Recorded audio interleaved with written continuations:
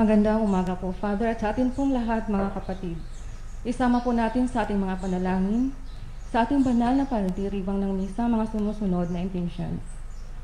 Thanksgiving and special intentions of Cancer Warriors Foundation, Sylvia Maralit, Vicky Ilagan and family, Gina Reforma, Gutierrez and Parilla family, Rolian C. Erzbala and family, Villa and San Pedro family, Vicky Dagpangin family, Melo and Edith Manguera and family, Del and Lea Luzada, and Joseph Manguera, mga lima ng Yasus family, Villarmino family, Rodel and Mari Medinelian family, Gilbert and Peng Malelang and family, Gina, Roel, and Gay Malelang, Ribajanera and family, Engineer and Mrs. Avin and Imintan and family, Congressman Lord Alan Velasco, Christian and Nobel Mayo, for a safe and healthy pregnancy, Annalisa Montiel, on her birthday, for the safety of the doctors, nurses, hospital staff, military government officials, volunteers, priests, and lay persons all over the world. For birthday blessing of Rosary Matining, Myrna Magdalita, Father Melbert Villaona, Irma Monteclaro, Reggie Aguirre, Roxanne Kento, Ivy Villena, Jake Palita, Wilma Ilagan Sandoval, Vincent Lipay, and J.D. Medinilla. For healing of John San Pedro, Monchito Mendoza, Maribel Isaac, Joaquin Kai Labos, Therese Vericor, Eufila Mendoza, Maximo Somo, Lena Alcantara, Erwin Chua Reyes, and Archbishop Gilbert Garcera.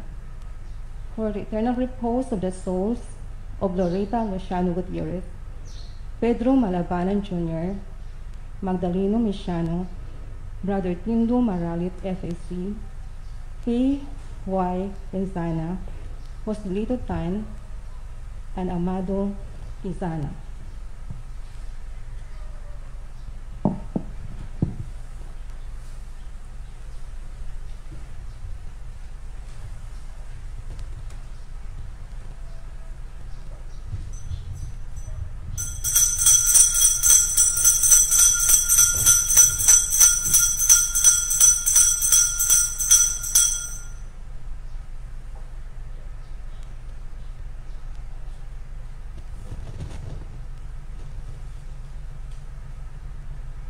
Ang inuming karunungan dinulot sa sambayanan, may lakas na ibinigay at laging maaasahan.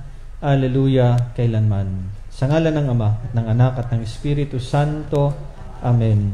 Ang pagpapala ng ating Panginoong Jesucristo, ang pag-ibig ng Diyos Ama at ang pakikipagkaisa ng Espiritu Santo, naway sumainyong lahat.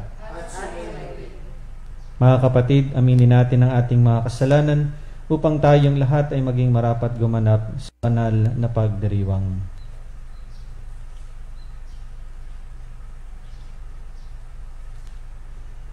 Sinugong tagapagpagaling sa mga nagsisisi, Panginoon, kaawaan mo kami. Panginoon, kaawaan mo kami. Dumating na tagapag-anyayang mga makasalanan ay magsisi, Kristo, kaawaan mo kami. Kristo, kaawaan mo kami. Nakaluklok ka sa kanan ng Diyos Ama para ipamagitan kami. Panginoon, kaawaan mo kami. Panginoon, kaawaan mo kami. Patnubayan tayo sa buhay na walang hanggan. Papuri sa Diyos sa kaitaasan at sa lupay kapayapaan sa mga taong kinalulugdan niya. Pinupuri ka namin, dinarangal ka namin, sinasamba ka namin, ipinagbubunyi ka namin, pinasasalamatan ka namin, dahil sa dakila among angking kapurihan. Panginoong Diyos, Hari ng Langit, Diyos amang makapangyarihan sa lahat. Panginoong Jesucristo, bugtong na anak, Panginoong Diyos, Kordero ng Diyos, anak ng Ama. Ikaw na nag-aalis ng mga kasalanan ng sanlibutan, maawa ka sa amin. Ikaw na nag-aalis ng mga kasalanan ng sanlibutan, tanggapin mo ang aming kahilingan. Ikaw na naluluklok sa kanan ng Ama, maawa ka sa amin. Sapagkat ikaw lamang ang banal, ikaw lamang ang Panginoon, ikaw lamang o Jesucristo ang kataas-taasan, kasama ng Espiritu Santo, sa kadakilaan ng Diyos Ama, Amen. Manalangin tayo. Ama naming makapangyarihan, sa kagalingang dulot ng pagkabuhay ng anak mo sa amin, kami ay iyong patuloy na paunlarin upang sa kinamtan naming paglayang walang maliw, kami magkaroon sa kalangitan ng kaligayahan na ngayon pa man sa lupa ay siyang sanhi ng aming pagdiriwang sa pamamagitan ni Hesukristo kasama ng Espiritu Santo magpasawalang hanggan.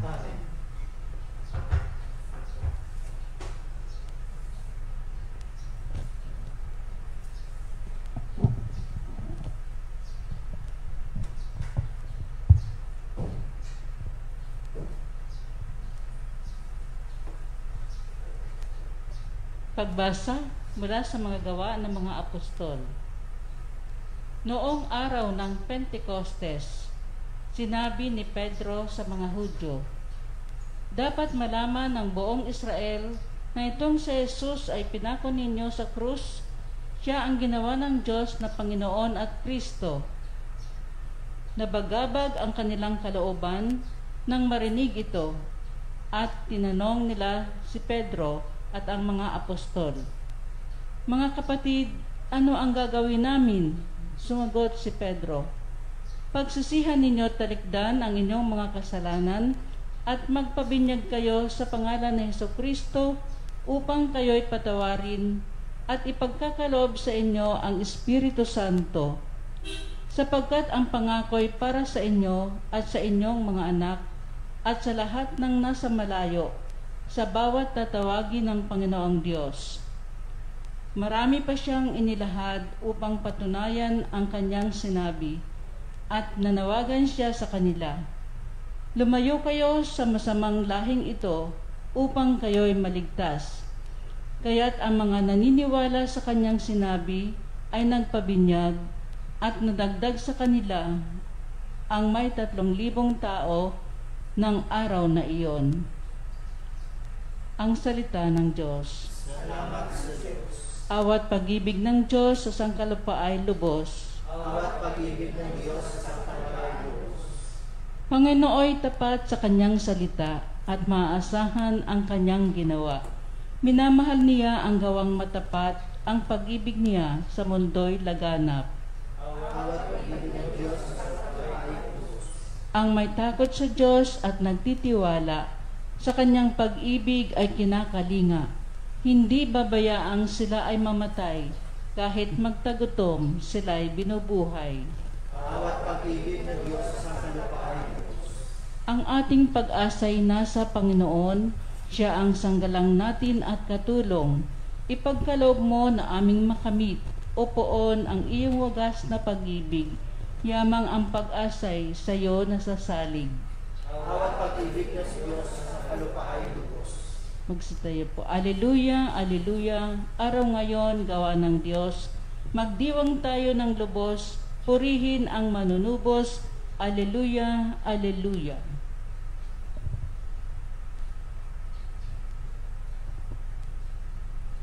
Sumainyo ang Panginoon. At sumainyo. Ang mabuting balita ng Panginoon ayon kay San Juan. Puri sa iyo, Panginoon. Noong panahong iyon, si Maria ay nakatayong umiiyak sa labas ng libingan. Yumuko siya at tumingin sa loob. May nakita siyang 2 anghel na nakaupo sa pinaglagyan ng bangkay ni Jesus. Ang isa ay sa gawing ulunan at ang isa naman sa paanan. Tinanong nila si Maria, "Ale, bakit kayo umiiyak?" Sumagot siya, "Kinuha po nila ang aking Panginoon at hindi ko alam kung saan dinala." Lumingon siya pagkasabi nito at nakita niya si Jesus na nakatayo roon, ngunit hindi niya nakilalang si Jesus iyon. Tinanong siya ni Jesus, "Bakit ka umiiyak? Sino ang hinahanap mo?" Akala ni Maria ay siya ang tagapag-alaga ng halamanan, kaya't sinabi niya, "Ginoo, kung kayo po ang kumuha sa kanya, ituro ninyo sa akin kung saan ninyo dinala at kukunin ko." "Maria," ani Jesus.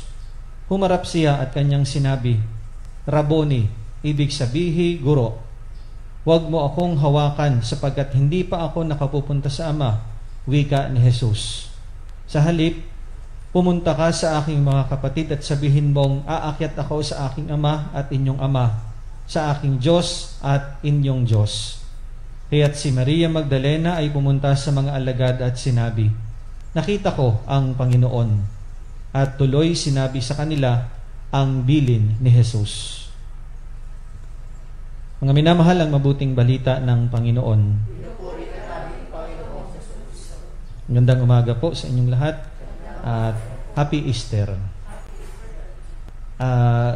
Sa karanasan natin, kapag yung bagang nakaharap na o nakaharap natin ang mabibigat na mga problema sa buhay, mga isipin, ang normal na tendency natin ay ang focus lagi ng attention natin ay yung negatibong karanasan. At ito'y kitang-kita kapag tayo nagkakwento sa ating mga kaibigan. Diba, kalimitan pag wala kang pambayad sa kung ano man yung mga bayarin, ano ba naman wala na akong pambayad. Halimbawa naman ay may problema ka sa anak mo, ang lagi mong nais na sabi ay, ano ba naman yung anak ko? Wala nang hindi yata magabait or ano pa mang karanasan ng hindi maganda sa buhay. Normally, yun ang normal na tendency natin. That we always focus on the negative side nung ating nararanasan. At sa akin pong palagay, ito rin yung karanasan ni Maria Magdalena sa ating ebanghelyo. Dahil nga dala ng kalungkutan, dahil ang Panginoon ay namatay at inilibing, yun yung pinagdaraanan niyang karanasan at ng mga alagad, ng mga apostol. Pareho sila ng karanasan at hindi nakakapagtaka na ganun yung pakiramdam, mabigat, malungkot. Kaya nga ang sabi dito sa pasimula ay si Maria ay nakatayong umiiyak sa labas ng libingan at dala-dala yung mabigat na kalooban.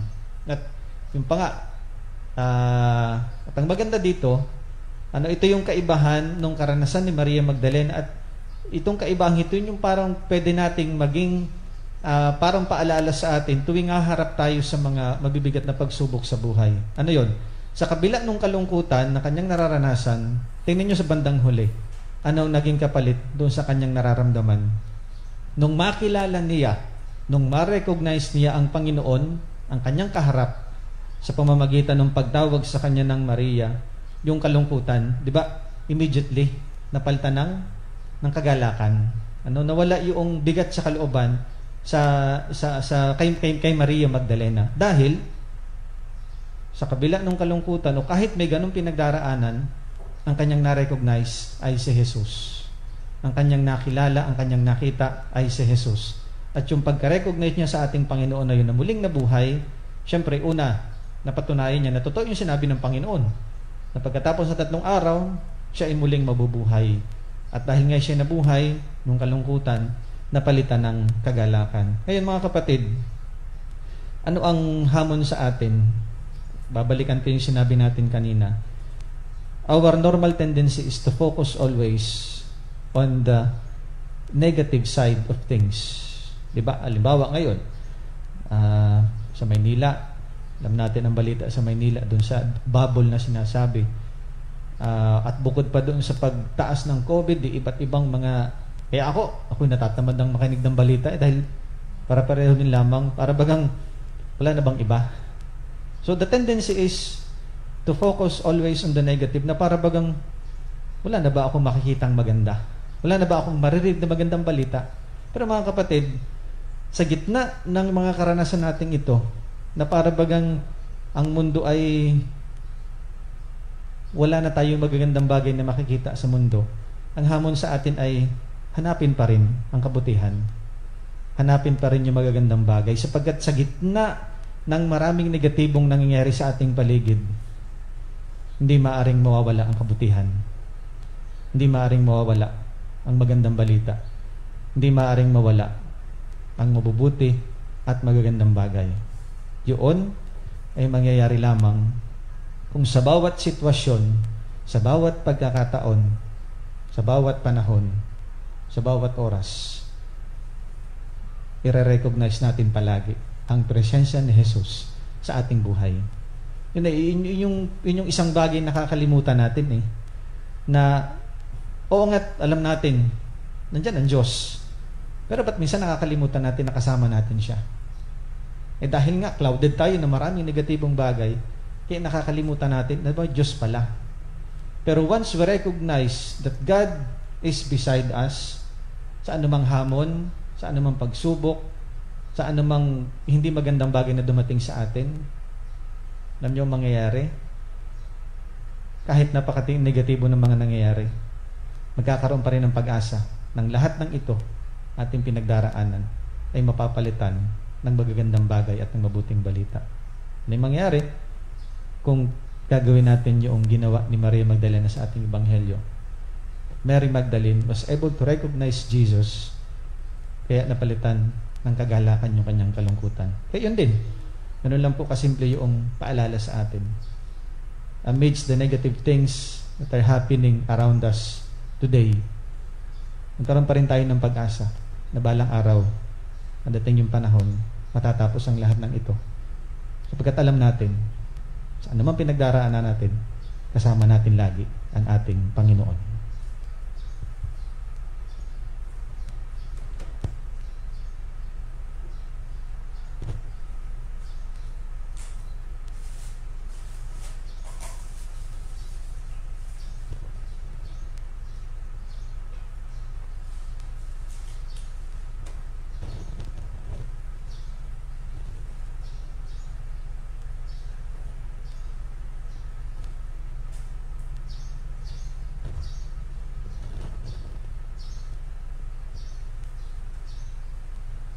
Kapuri-puri ka, Diyos, sumang lumikha sa sanlibutan, sa iyong kagandahang loob. Narito ang aming mayaalay mula sa lupa at bunga ng aming paggawa, ang tinapay na ito para maging pagkaing nagbibigay buhay.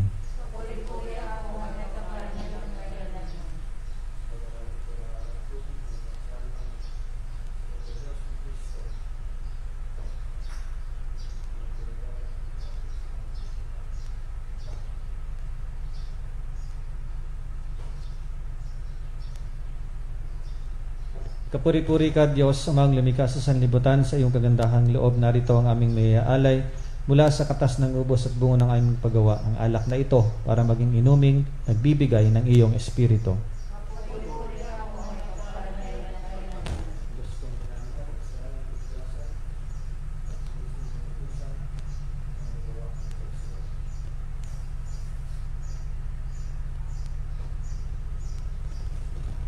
Manalangin tayo, mga kapatid, upang ang paghahain natin ay kalugdan ng Diyos amang makapangyarihan.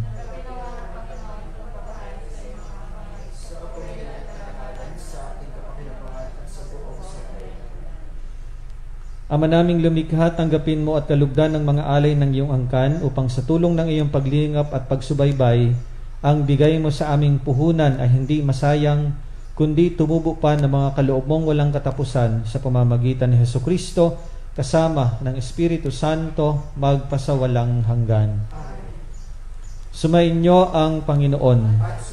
Itaas sa Diyos ang inyong puso at diwa.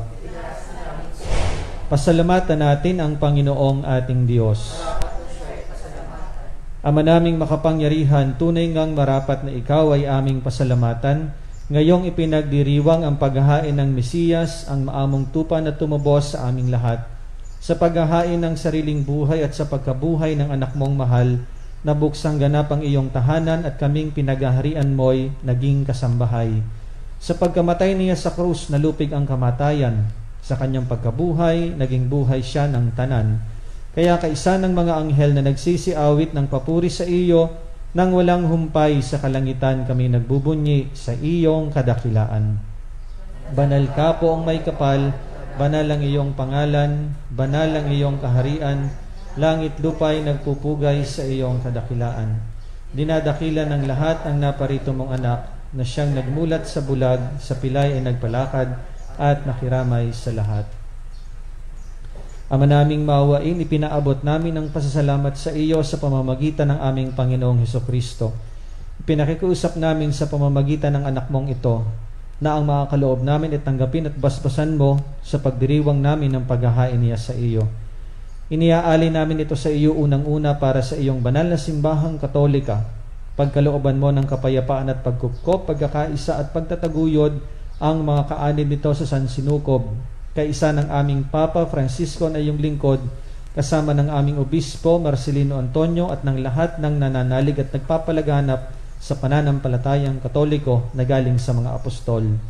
Ama namin, iyong alalahanin ang iyong mga anak na ngayon ay aming idinadalangin. Ang aming pananampalataya ay nababatid mo, gayon din ang pagsisikap naming maging tapat sa iyo.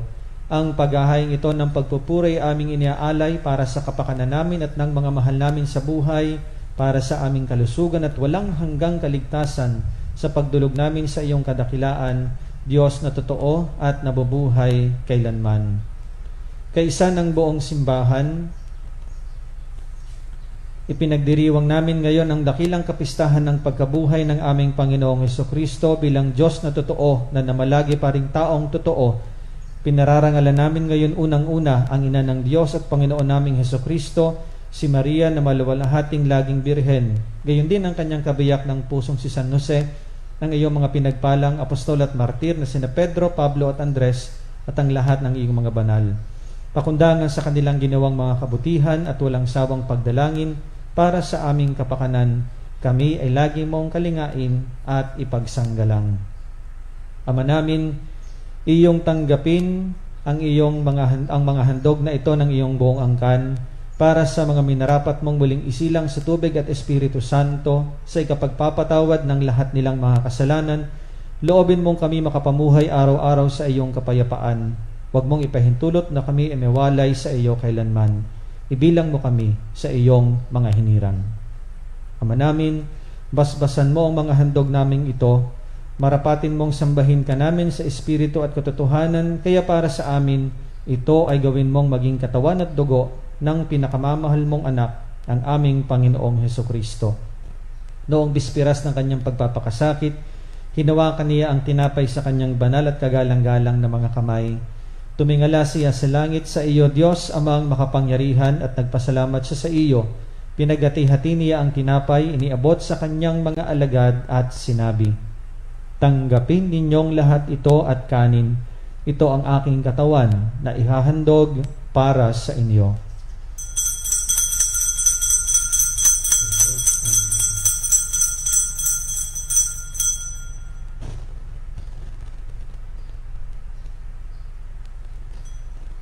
Gayon din naman noong matapos ang hapunan, hinawakan niya ang kalis sa kanyang banal at kagalang-galang na mga kamay.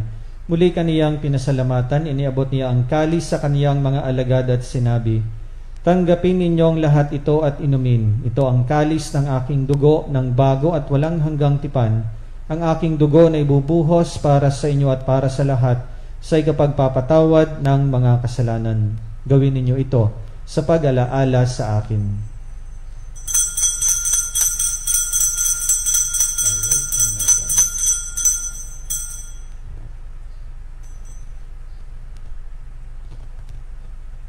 Ipagbunyi natin ang misteryo ng pananampalataya. Si Kristo'y namatay, si Kristo'y nabuhay, si Kristo'y babalik sa wakas ng panahon. Ama, kaming mga lingkod mo at bumubuo sa iyong bayang banal ay nagdiriwang sa alaala ni Kristo na iyong anak at aming Panginoon. Ginugunitan namin ang kanyang dakilang pagpapakasakit, ang pagbangon niya mula sa kamatayan at ang matagumpay na pag-akyat sa kalangitan. Kaya mula sa mga biyayang sa iyo rin ang galing, inihahandog namin sa iyong kataas-taasang kamahalan ang pag-ahayang ito na katangi-tangi at dalisay, ang pagkaing nagbibigay buhay kailanman at ang inuming nagbibigay kagalingang walang katapusan. Masdan mo ng buong kasiyahan ng aming mga alay na ito. Ganapin mo sa mga ito ang ginawa mo sa mga handog ni Abel, ang lingkod na matapat sa iyo, sa paghahain ni Abraham na ama namin sa pananampalatayang totoo, at sa inihandang tinapay at alak ni Melchizedek na paring hirang mo. Paunlakan mo ngayong tanggapin ang banal at dalisay na paghahain. Makapangyarihang Diyos, hinihiling naming iyong ipaakyat sa banal mong mga anghel ang mga alay na ito sa dakilang damba ng nasa iyong harap, upang sa pagsasalo sa banal na katawan at dugo ng iyong anak, sa pakikinabang namin ngayon dito sa banal mong hapag, kami ay mapuspos ng iyong pagpapala at tanang pagbabasbas. Ama namin, iyo ring alalahanin ang mga anak mong naunang yumao sa amin. Sa paghimlay sa iyong kapayapaan, yamang ang tatak ng pananampalataya ay kanilang taglay, at sila ngayon ay aming ipinagdarasal. Sila at ang lahat ng nahihimlay sa kandungan ni Kristo ay aming idinadalangin upang iyong pagbigyang makarating sa pagsasalo, pagliliwanag at pamamahinga sa iyong piling. Kahit kami ay mga makasalanan mong lingkod, kami rin ay nagtitiwala sa iyong nag-uumapaw na pagkamapagbigay sa aming pamumuhay araw-araw. Kaya pagindapatin mo rin kami ay makaugnay at makapiling ng iyong mga banal na apostol at martir, kasama ni Juan Bautista, Esteban, Matias, Bernabe, at ng lahat ng iyong mga banal. Kami naway makapisan nila, hindi dahil sa aming ginagawang kabutihang kulang na kulang, kundi pakundangan sa iyong pagpupuno sa aming kakulangan, sa pamamagitan ng aming Panginoong Hesukristo. Sa kanyang pamamagitan, ang lahat ng mabubuting kaloob mong ito ay lagi mong pinaiiral, pinababanal, binubuhay, binabasbasan, at sa amin ay ibinibigay. Sa pamamagitan ni Kristo, kasama niya at sa Kanya, ang lahat ng parangal at papuri ay sa iyo, Diyos amang makapangyarihan, kasama ng Espiritu Santo, magpasawalang hanggan.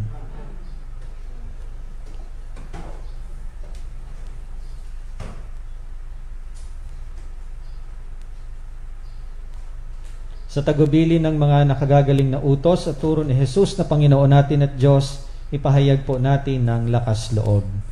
Ama namin, sumasalangit ka, sambahin ang ngalan mo, mapasa amin ang kaharian mo, sundin ang loob mo dito sa lupa para ng sa langit.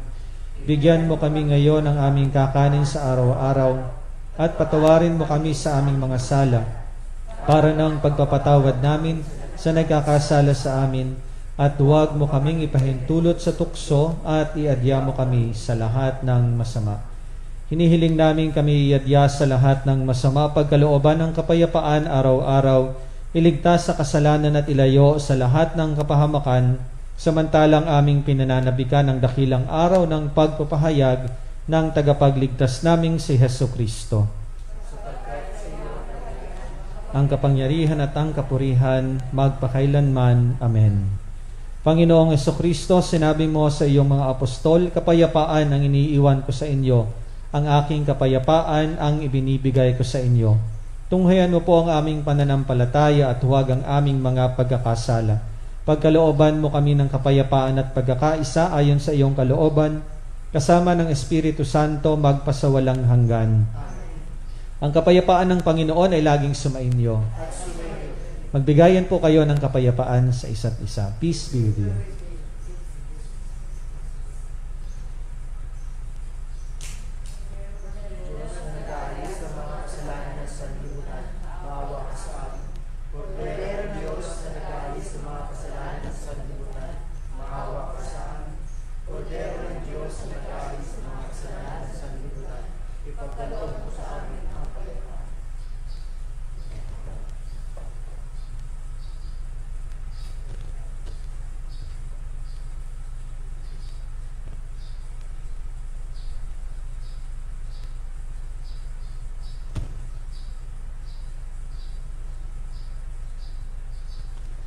Narito si Kristo, ang Kordero ng Diyos, ang nag-aalis ng kasalanan ng sanlibutan.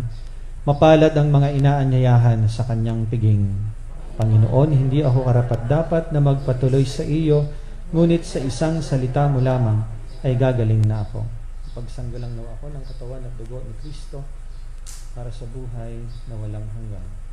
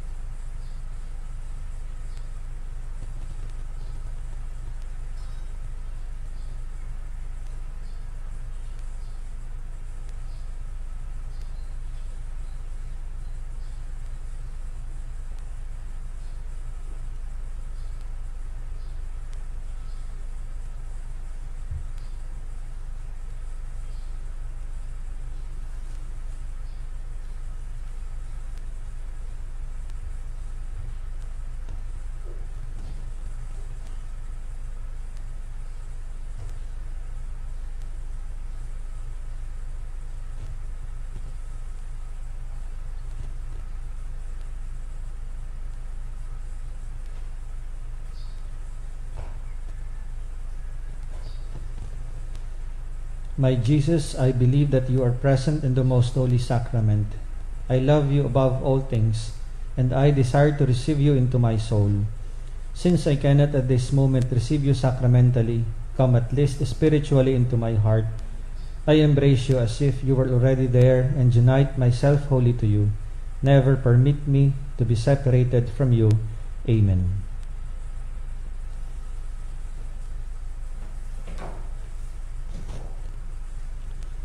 Manalangin tayo. Ama naming mapagmahal, pakinggan mo kami upang maging handa ang aming kalooban, para pakinabangan ang ligayang walang katapusan na iyong inilaan sa mga niloob mong mabinyagan sa pamamagitan ni Hesukristo, kasama ng Espiritu Santo, magpasawalang hanggan. Amen. O Diyos, amang mapagmahal, muli po kaming lumalapit sa panahong ito ng pagsubok. Hinihiling namin ang inyong biyaya upang aming malampasang lahat ang panganib na dulot ng COVID-19 na marami na ang naapektuhan at maraming buhay na rin ang nakuha. Ipinapanalangin namin na ang lahat ng may karamdaman na dulot ng virus na ito ay agaran na sanang gumaling at muling makabalik sa pagpupuri sa inyo. Ganoon na rin ang sidihi ng aming panalangin para sa mga taong naglilingkod at gumagampan para sa kapakanan ng iba upang masugpo ang karamdamang ito at mapigilan ang higit pang pagkalat at pananalanta nito. Nagpapasalamat po kami sa bakunang naisulong sa patnubay ng iyong mga kamay. Pagpalain mo ang aming pagsisikap na mawakasan ng mga bakuna ang pandemya sa aming bayan. Sa inyo po namin ipinagkakatiwala ang lahat ng mga mahal namin sa buhay, at kami buong kababaang loob na humihingi ng inyo pong patnubay upang hindi namin malimutang paglingkuran ang mga aba at higit na nangangailangan, lalo na sa mga panahong ito. Ang lahat ng ito ay aming hinihiling sa pamamagitan ni Hesukristo ang Panginoon namin at ng Espiritu Santo, magpasawalang hanggan. Mahal na Birhen ng Biglang Awa, San Jose, San Rafael Arcangel, San Roque, San Lorenzo Ruiz, San Pedro Calungsod.